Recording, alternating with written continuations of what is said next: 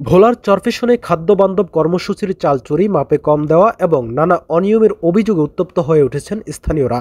ক্ষুব্ধ এলাকাবাসী আজ একজোট হয়ে বিক্ষোভ মিছিল বের করেন। শুরু থেকেই তাদের স্লোগানে মুখরিত হয় পুরো এলাকা।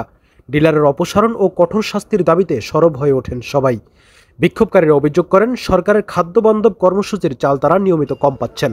কখনো মাপে কম, কখনো তালিকায় নাম থাকা সত্ত্বেও চাল না দেওয়া, এমন অভিযোগ বহুদিন ধরেই চলছে।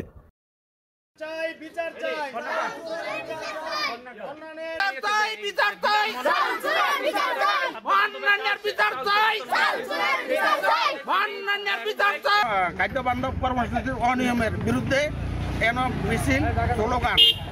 500 টাকা নিয়ে চাল দেয় 25 কেজি, 28 কেজি, 22 কেজি, 14-15 কার্ডের চাল দেয় না। চাউল এটি চুরি করে নিয়ে অন্য জায়গায় বেচে। মন্নান পঞ্চায়েত বাড়ি।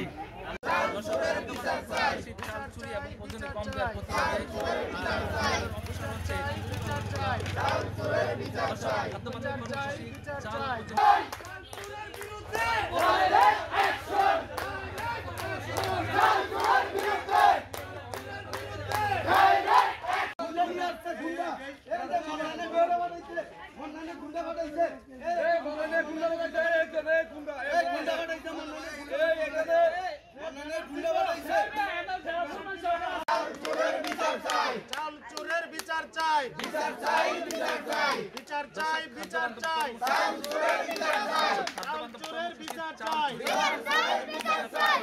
চাই।